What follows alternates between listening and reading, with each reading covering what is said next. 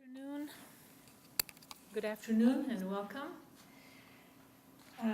At the outset, I'd like to thank a group of students who help us at these events. They are called the BSOS Ambassadors. They assist with coordinating, helping us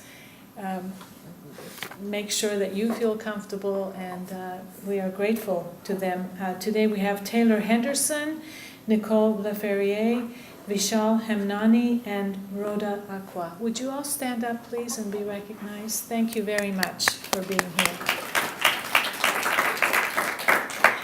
I'm Hoda Mahmoudi, and I'm the holder of the Baha'i Chair at the University of Maryland, situated in the College of Behavioral and Social Sciences.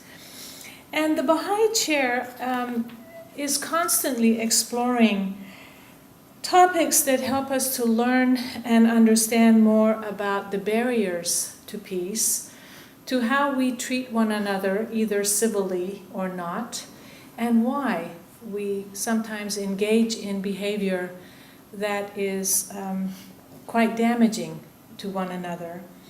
And hopefully at times we can also see if there are possible solutions that may be addressed. And of course, today's lecture is one of the most important topics that addresses the whole area, the spectrum of human nature. And it's one of the 6 designated series that the Baha'i Chair is engaged in currently as it explores these barriers to peace. Just to let you know, the other 5 are structural racism and the root causes of prejudice, empowerment of women and peace, solidarity across differences, overcoming challenges in globalization of the environment, and frontiers of globalization and governance. So the 6th one is human nature. Now, to explore human nature, I really cannot think of anyone better than Professor Glass, because he has really dedicated a career to this very important topic, and it's really an honor for the Baha'i Chair to have him give this presentation today. Professor Glass received his PhD in political science from the University of California at Berkeley in 1970. He is the author of 6 books, maybe 7 now, he just handed me one, called the Reimaging Public Space, the Frankfurt School in the 21st Century, an edited volume that looks most interesting. He has written dozens of articles and book chapters. His most recent research has been into the Holocaust, and he has a couple of books that I'll mention: Life Unworthy of Life, Racial Phobia and Mass Murder in Hitler's Germany, that analyze the psychological dynamics behind Germany's genocide of the Jews, particularly the links between the German professions and the moral and ethical acceptance of mass murder. And one of his most recent books, Jewish Resistance During the Holocaust, Moral Uses of Violence and Will, examining the forces behind Jewish resistance to the German assault and their collaborators. It includes extensive interviews with resistance survivors and a discussion of critical ethical issues that arise from resistance assumptions and perspectives. He is the recipient of the University of Maryland Distinguished Scholar Teacher Award, the Outstanding Faculty in the State of Maryland Award from the Maryland Association for Higher Education, and the Kirwan Award for exceptional contributions to the quality of undergraduate education.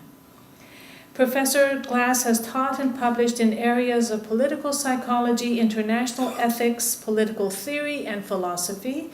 He has been invited to deliver numerous lectures on his research, both nationally and abroad. His lecture today, as you can see on the screen, is entitled The Psychotic in Public Life, Human Nature, and the Political Justification of Brutality. Please welcome Professor Glass.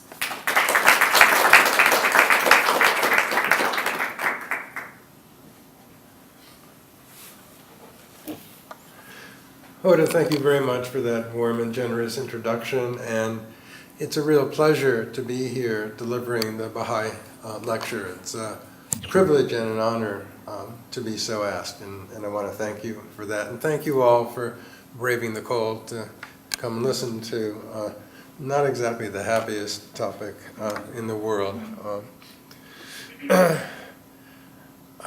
For the past 35, 40 years, I've been studying different aspects of madness in public or political life, or using the word psychotic. And I've prepared a paper today that tries to look at some comparisons between the antebellum South, slavery and oppression, the way the body was perceived by Southerners, Southern apologists for slavery, and the genocide of the Jews in Germany. I think there are certain kinds of comparisons that can be drawn, particularly when one thinks about the nature of eugenics and how central eugenics was to both slavery in the South and to German science in the 1920s and 30s and 40s. So here's the paper. It's about a 40-minute paper, and then there'll be plenty of time for discussion. Each society develops its own mythos or delusion for why the other needs to be eliminated. They justify such behavior with what Émile Durkheim, the great French sociologist, a century ago called social facts, embedded in consciousness, urging individuals to act in ways appropriate to the culture. Killing is an act. It is willed. It is not an autonomous response on the part of the individual. It is enabled by the technology of killing, for example, gas chambers and crematoria, but it takes a social act of willing death to construct those engines of destruction. Stanley Milgram's experiments on obedience to authority go only so far in explaining why individuals may be ordered to do terrible things. Milgram assumes that in normal environments they would not harm others, only when ordered to do so. Possibly a more believable explanation comes from Philip Zimbardo's Stanford prison experiments. There, students were divided into groups of prisoners and guards. The guards became so sadistic, so cruel, that Zimbardo called an end to the experiment long before it was due to end. Both these social psychologists offer important insights into why people do terrible things, why human nature may be so virulent. Both assume exogamous or external forces. In the case of Milgram, the scientist ordering the person holding the lever to deliver more shocks, and in the case of Zimbardo, a role assumed for a time, allowing guards to exercise authority and power in the service of whatever aggressive needs possess the students to play out these roles. Yet I think there's more to the story of why human nature may be said to engage regularly in mass murder and violence without conscience restraining behavior. Or rather, without conscience as we know that term, restraining behavior. Why human nature binds itself to torture, the agony of prisoners, the screams of those sent to death camps, the violence of the slave system. Victims and victimizers share utterly no empathic relationship. To understand these other factors other than the Milgram and Zimbardo ways of approaching this, I think we need to appreciate the power of ideas or ideology to produce action and behavior. That social facts, and Durkheim understood them as powerful ideological dispositions, have a tremendous influence on how the individual wills killing, how a regime refuses recognition and care for those who suffer. It requires an organization to produce killing. It required organization for the Third Reich to kill millions in a short period of time. It required organization for slave owners, merchants connected with the slave trade, bankers in London, Antwerp, and Lisbon, to construct a system of social oppression so odious that today it seems to us to be psychotic. For example, in April 1857, Debau's Review, a popular journal in the South, celebrated the high prices attained at auction for slave children. Caroline, age 11, received $1,100. Frank, age 9, $805. Little Alec, age 7, $810. Flora, 6, $695. Phoebe, 10, $655. An estate in the South was valued at $710,000, probably $21.5 million in today's dollars, of which 69% of that valuation was in slaves. The value of a slave often had to do with what was called, quote, natural increase. That's a term of the time, or the ability to breed. In Nazi Germany, the ghettos, gas chambers, crematoria, killing gas vans, roving bands of state-sponsored murderers like the Einsatzgruppen, elite SS units sent to mop up Jews, communists, and other, quote, undesirables the Wehrmacht left behind, all of this seems to us to be insane, psychotic. The Germans set up kindergartens in the ghettos, well outfitted that would appeal to any parent. Yet in fact they served as lures to coax reluctant mothers to drop off their children, which facilitated their immediate transport to the death camps. Hundreds of thousands of Jewish children died either in the ghetto itself or through the promise of a pleasant daycare system. Yet both the Nazi universe of death and the slave world of, quote, natural increase, unquote, required ideas, ideation, and perception, consciousness to guide and implement and conclude its actions. And both systems required vast transformations in the very conditions of conscience itself. The killing and cruelty of slavery took place over a much longer period than the German genocide of the Jews, but in both instances, without pivotal social facts guiding behavior, these monstrous crimes against humanity, against the body itself, never would have happened. It is impossible for us to believe, but for Jews and slaves, these respective societies held no concept of what today we call trauma. That is truly remarkable. And that perception that the bodies of Jews and slaves do not suffer trauma was bolstered and made into scientific fact by the prevailing medical views as to what constitutes a human body that suffers. The slave trade itself could not have been prosecuted if slavers or the bank officers that collateralized mortgages based on slave property had any sense that their collateral could suffer. That collateralized mortgages based on bundles of slaves came from horrifying human agony.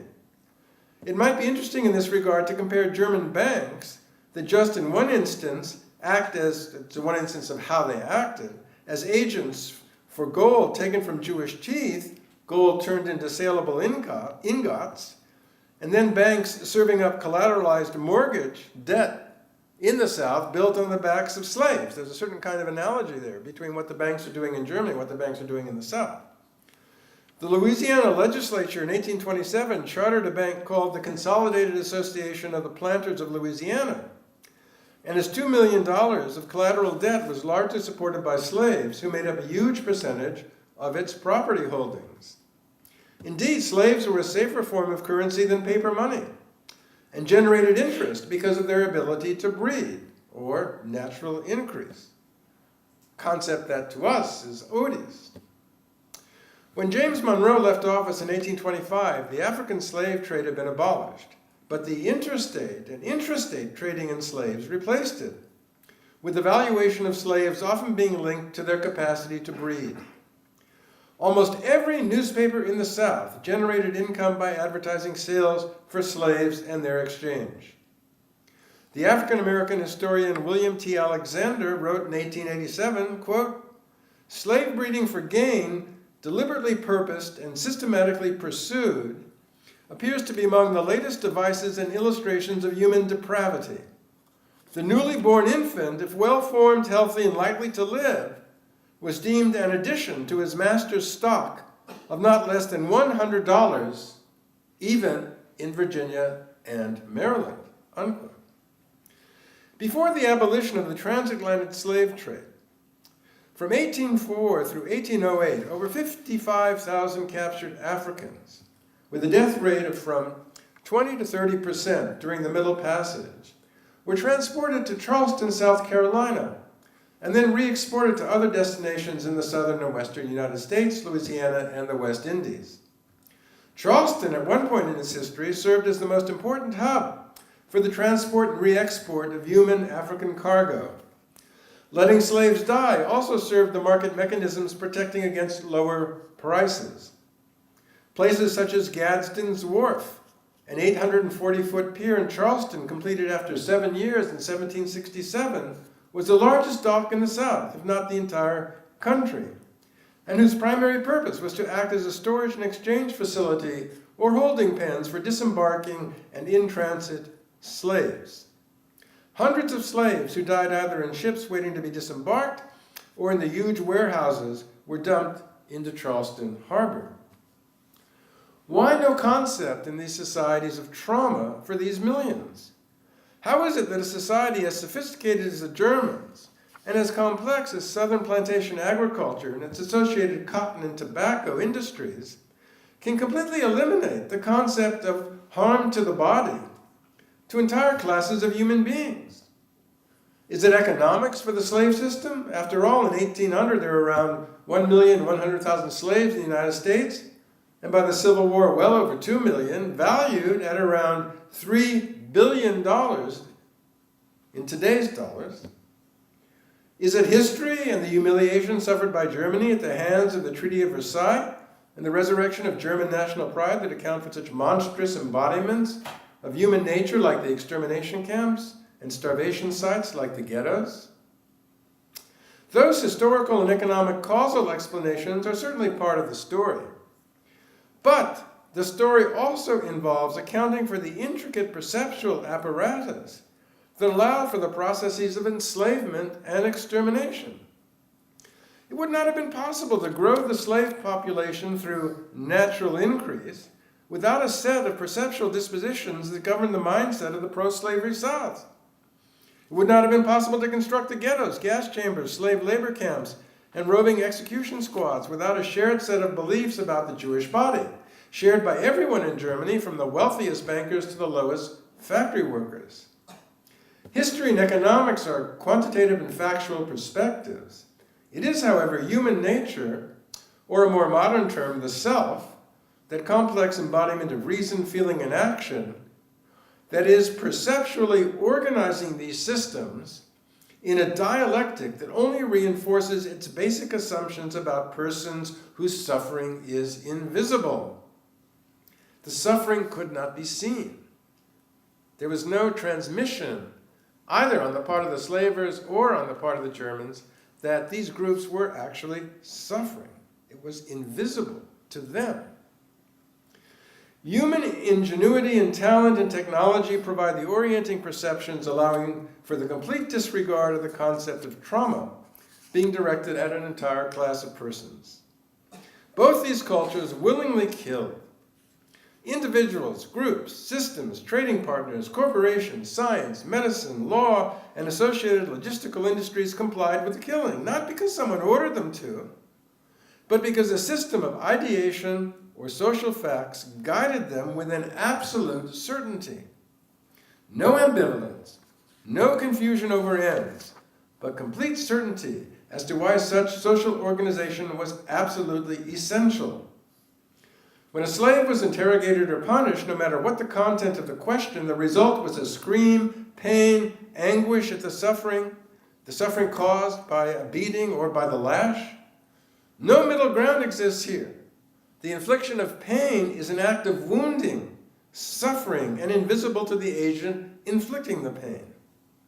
The slave master sees no pain coming from the deep welts lacerating the back of the slave being whipped. The German banker sees no pain in the strange figures walking back and forth at any of the hundreds of sub-labor camps scattered throughout Germany. Perception and a new kind of conscience blind the observer to noticing the trauma itself. No society can be considered to be free or democratic that lacks a concept of trauma for all classes of human beings within its legally constituted borders. It is the mark of democracy, or should be the mark of democracy, that compassion extends through the society as a whole, even though we know that is not always the case, and that democracy, at least in this country, still has a long way to go to assure equality and fair treatment for all. Yet for the slave master in the antebellum South and the Einsatzgruppen officer in Nazi Germany, The tortured's body experienced not trauma but resistance, and the refusal to submit or die infuriated the torturer. Even the banker relished the death of the Jews because he knew it would increase his hoard of gold or property that could be traded to the Swiss for war credits. Trauma is not recognized here, only wounding, and the torturer wants the tortured to see himself as the author of his own annihilation. To resist is to move against the natural order itself. Submit or be wounded at best, killed at worst. But the implications of a society that lacks compassion or empathy towards an entire group, where the torturer's norms define the society's systems of value, suggests a level of unfreedom or tyranny that we in a liberal democratic society often have difficulty appreciating or understanding. Part of the reason for our difficulty in appreciating such monstrous conditions is that our systems of explanation for such events only touch the surface, spurn the psychological and its hidden and unseen implications, and embrace the visible in historical fact, archives, data, and the like. Entire societies dominated by an ethos of killing and oppression operate on a system of values radically different from those of a liberal democratic society, and it is not enough to say such societies are totalitarian or authoritarian. Those words explain something. They explain structure and history and the surface structure of institutions, but the label totalitarian or authoritarian fails to move beneath the perceptual surface to explain the willed psychological nature of brutal political behavior based on the internalization of powerful ideation that pushes the torturer to kill if necessary. It is a common misperception of the Third Reich that it was a monolithic political organization. After 1933-34, when its political enemies were eliminated, the regime itself, indeed the entire civil society, took on an amazing plural character. That plurality had a great deal to do with how people thought about other people, particularly Jews, how people perceived their tasks,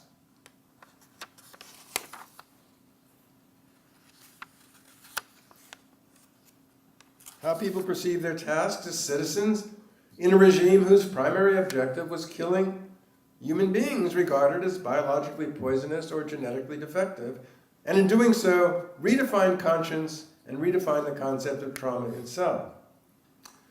Indeed, much of the medical literature in Nazi Germany speaks of the Jew as a public health menace. I witnessed this firsthand in an archive in the Krakow Public Library containing, among other things, correspondence between the German and Polish public health administrators. Both of these officials saw the construction of the Krakow ghetto as essential to safeguard the public health of the city and its surrounding environments. Reading these letters was shattering. Two bureaucrats addressing the certain death and starvation of thousands of Krakow Jews in the dry language of a public health administration terrified of the Jews because they saw Jewish bodies as innate carriers of typhus. There were posters all throughout sort of Poland and Germany sort of depicted the Jew as a carrier of typhus. These were plastered all over, really vicious depictions of that image. Similarly, in the American South, the apologists for slavery justified a complex social system where its white citizens, with very few exceptions, organized an exploitation and treatment of the black body in such a way that no suffering, no amount of use, no accidental killing, and no pain were seen to be a central part of the nervous and psychological circuitry of the black slave. Indeed, the belief that black bodies did not suffer trauma continued with no interruption after the Emancipation Proclamation. The oppression of blacks after the Civil War and through the period of Jim Crow rested on the firm knowledge that black bodies exhibited an insensitivity to pain, a concept buttressed by the medicine and public health theory of the time. During the Civil War, black wounded were persistently ignored by white physicians. In the words of one doctor, the pitiful way blacks, quote, cowered, was certainly more from disposition than from habit or education, unquote. This is from a doctor treating Civil War wounded. African Americans, quote, cowered, unquote, because as the medicine of the time saw it, It was part of their physiological disposition, a biological peculiarity. Black bodies then felt not traumatic suffering when wounded, tortured, or mutilated, or worked until they dropped, but, according to medicine, a pathological degenerate response that elicited not sympathy, but contempt, a nervous system without sensibility. Biological truths written by prevailing white medicine, ordered as a kind of natural hierarchical system, determined the degrees to which the body was sensible, could feel pain and elicit empathy. Black sat at the bottom of that hierarchy. Such beliefs reduced the black body to even a species of currency. Andrew Jackson, in a 1795 letter, writes about a financial transaction, quote, "It would suit me to pay for it either in a Negro and horses or in horses and some money," unquote. Jefferson, in a letter dated January 17, 1819, writes to one of his associates, quote, "I consider the labor of a breeding woman as no object, and that a child raised every 2 years is of more profit than the crop of the best laboring man. I must pray you to inculcate in the overseers that it is not the slave's labor, but their increase, which is the first consideration with us." For blacks to suffer in the way that whites might suffer involved two radically different social systems, two radically different ways of organizing social facts. One form of organization evolved for the whites and one for the slaves that precluded the white man, with very few exceptions, from any empathic connection with black suffering. Simply put, the black body could not suffer trauma that elicited empathy. It is not by chance, then, the two systems of medicine were established throughout the South, one for whites and one for blacks, except that black medicine more often than not derived from local home remedies and not from the scientific investigations of medicine itself. If a black man died, that bleeding might be stopped through a variety of methods developed in the community, but the bleeding was not regarded by the white community as a sign of pain. A slave could bleed, suffer broken limbs, but such experiences were not seen as traumatic as they might have been for a white person. Where then do the inspirations for these complex social facts governing perception come from? What is the source of the perceptions that give rise to a society that denies the concept of trauma to entire classes of human beings? Social facts come from the scientific imagination, from the belief in science and its efforts to explain illness and pain, and in the ideology that underlies all expressions of the scientific imagination. Or at least those social facts that govern how to see, use, and dispose of the human body, particularly the body in pain. In the South, medicine developed for white bodies. Black bodies could not be explained by those precepts that applied to whites. Similarly, in Nazi Germany, what explained the German Aryan body could not be applied to the deformed, genetically inferior Jewish body. German medicine believed that Jewish bodies were a potentially lethal contaminant to the Aryan body. Therefore, it was critical that the Aryan not touch or have any physical contact with the Jew. Eugenics here justified killing and annihilation. In the slave South, eugenics justified oppression and domination, but not indiscriminate killing. Slaves had capital value, Jews did not. That was a fundamental difference in the way eugenic beliefs in both societies were used to separate and dominate. Medicine for the Jew was significant in the Third Reich in the sense that the Jewish body became an object of scientific imagination and experiment. The body represented for the Germans a set of defective genes, poisonous biology. All one has to do are read the German records of their medical experiments on the Jewish body to see the monstrosity of this invisibility to suffering. Bone graft experiments at Ravensbrück, high altitude and water immersion experiments at Dachau, Josef Mengelé's brutalization of twins at Auschwitz. The Jewish body becomes both a public health menace and an infinite supply source for medical experimentation.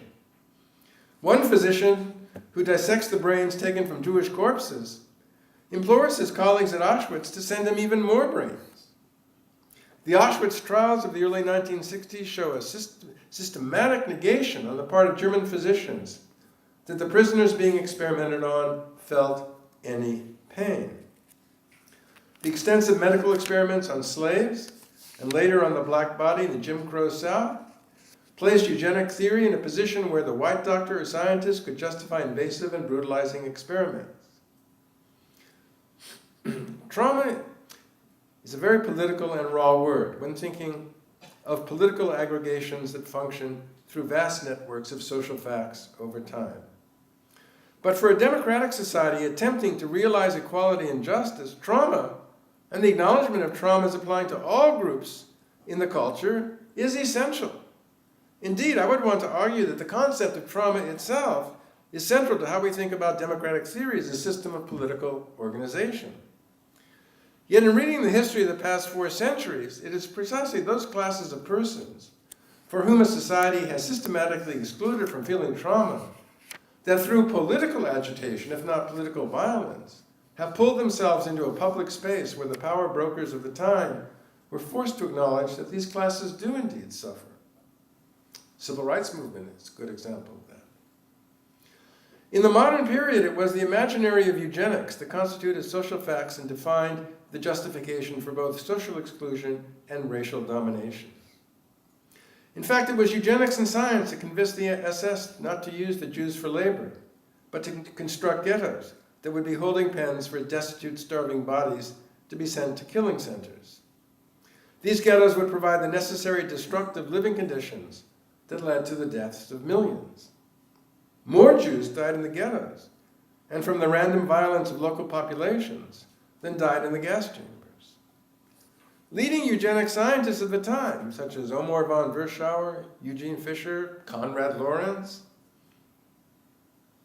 supported and encouraged the Nazi policies of extermination. In fact, Verschauer wrote a paper in 1938 arguing that that was the only way in which the Jewish problem could be solved. In that sense, he was way ahead of the party. Lorenz, for example, writes, quote, "There is a certain similarity between the measures which need to be taken when we draw a broad biological analogy between benign and malignant tumors and a nation and individuals within it who have become asocial because of their defective constitution." Brutality, then, in the assault on Jews and slaves is not seen by science and the prevailing social facts as requiring conscience, as we in a liberal democratic society might understand conscience. Crime is not seen as crime, pain is not seen as pain, and suffering is not seen as suffering.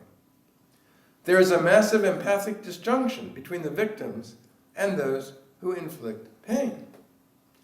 It is not that the southern plantation owner is blind or that the Nazi is some kind of rabid animal intent on destruction. The story of removing trauma from both sets of social facts governing perceptions of Jews and blacks comes from willed, agentic environments whose very foundations embody a set of belief commitments about the body that allow these societies to treat the Jew and the slave as a body for whom the category of trauma makes no sense. So you can have German doctors, for example, going home from Auschwitz and describing in their diaries having wonderful dinners and stuff, and then even one of them describes the meal that he's having going back to Auschwitz on the train, and then writing about the meals that he misses while he's consigning thousands of people to their deaths. It's a very sort of peculiar kind of universe where there's just absolutely no connection between what they're doing and their own emotional ability to empathize with their victims. It is science that paves the way for this extraordinary transvaluation of values. Eugenics is, of course, a very deterministic view of the human body. It is the gene itself, which for both the Jew and the slave has been deformed and pushed into a universe of evil. No prevailing or tertiary system or theory of knowledge or science will save an entire class of persons from being socially vilified and classified as a body that does not suffer trauma. There's no one in these societies that has any authority in trying to make any kind of counter-argument. In fact, in the Warsaw Ghetto, there was a SS captain who argued that the prevalence of disease in the Warsaw Ghetto was caused by the conditions of the Warsaw Ghetto, overcrowding, lack of sanitation, the water, and so on. He was assigned back to Berlin for drawing from wrong science. I mean, these beliefs are utterly absolute in their certainty. An American physician writes in 1811, the slaves having an inferior biology, quote, were able to endure with few expressions of pain the accidents of nature, unquote. One cultural anthropologist notes that in the early 1880s, he writes in the early, quote, savages will undergo with equanimity tortures which no civilized man could endure. The higher the life, the keener is the sense of pain. This is being written in the 1880s. In these societies, everyone had their favorite Jew or black, but it is the entire class of which these favorites were part, and for whom life was precarious, that finds itself socially brutalized, and in the case of the Jews, annihilated because of perceived genetic and or biological evil. The epithets thrown at slaves and the language used to address them reduced their presence to the status of feared animals, so their energy could be harnessed and pressed into work. And Southern slave owners used these explanations to work slaves from dawn to dusk without ever considering that such work could irreparably injure the body. An animal can be worked until it drops, after which another one replaces it. These calculations were very much part of the Southern mindset regarding the labor and use value of slaves. During planting and harvesting season, a slave's utility was based on the amount of harvest or bales of cotton that could be brought in, and in planting season, how fast a slave could work to prepare the ground and plant the seed. Similar calculations entered into how to deal with the Jews. Many in the SS early on, in the early 40s, wanted to use the Jews as slave labor. And for a period of time, they were. However, the faction in the SS and the state who wanted the Jews exterminated eventually won the argument, with the exception of one ghetto, the ghetto in Łódź, which was left to function until the mid-1844, after which time the 50,000 Jews who were remaining were transported to Auschwitz. Inflicting pain, either through work, starvation, torture, or various forms of brutalization, reinforced the dominant society's belief narratives. Moral rightness lay with those with power. Those at the receiving end of punishment were not heard. Their language of pain and therefore trauma disappeared in the gulf between the dominant and the oppressed. The slave became valuable during the period of work. In periods of non-work, the slave lost value, meaning, and existence, except as he and she could breathe, a word often used to describe the future utility of slave bodies. Work could only hurt the slave if he stopped working. If injury kept the slave from working, the slave body was perceived as an instrument that had lost value, and it could be stored away in a shanty or shed or barn until the capacity for work returned. The slave body lost value not because it was traumatized, but because it had stopped working and breathing. We find such callousness difficult to understand. But if the social facts that organize perception define bodies and trauma in these terms, then for those societies, looking at the body as non-existent, as not being able to suffer, becomes a rational form of social functioning. For us, it's manifestly irrational, but for the slave masters, it was rational. For the Germans, it was rational to kill the Jews. It was rational in terms of public health and rational in terms of the biology of the Jewish body. So, the slave master who moves slaves from one region of Texas to another kills an old woman who hurts her leg because to stop for her would mean the owner or master felt some empathy for her trauma, or at least enough sympathy to risk being late in the delivery of the slaves. Not so for this slave driver. The old woman transformed into a thing who could no longer work. Therefore she became expendable, a thing, bits and pieces, Figuren, a term the Germans used to describe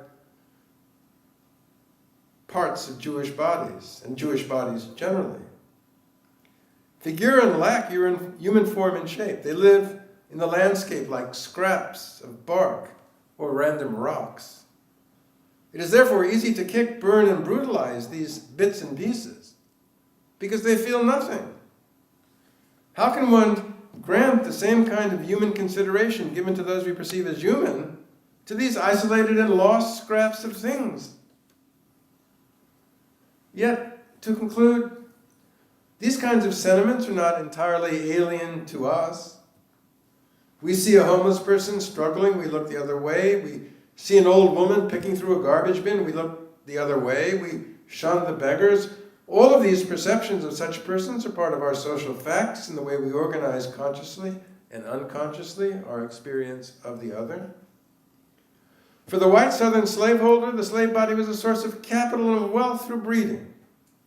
The eugenics of this process repeatedly appears in the writings and accounts of slave owners and the ideologists and doctors of slavery. The slave womb itself is capitalized and becomes a vast source of wealth in both the slave markets as capital and collateral for loans, and as capital to be used in acquiring even more land to continue the process. Slavery is central to the entire economic system of the South. $3 billion in 1860 was the value, as I mentioned earlier, of the slaves. It created a paradox. Slaves could be worked until they dropped, fed rations that shortened lives, whipped and brutalized continually, but served as the primary source of capitalization for the Southern economy.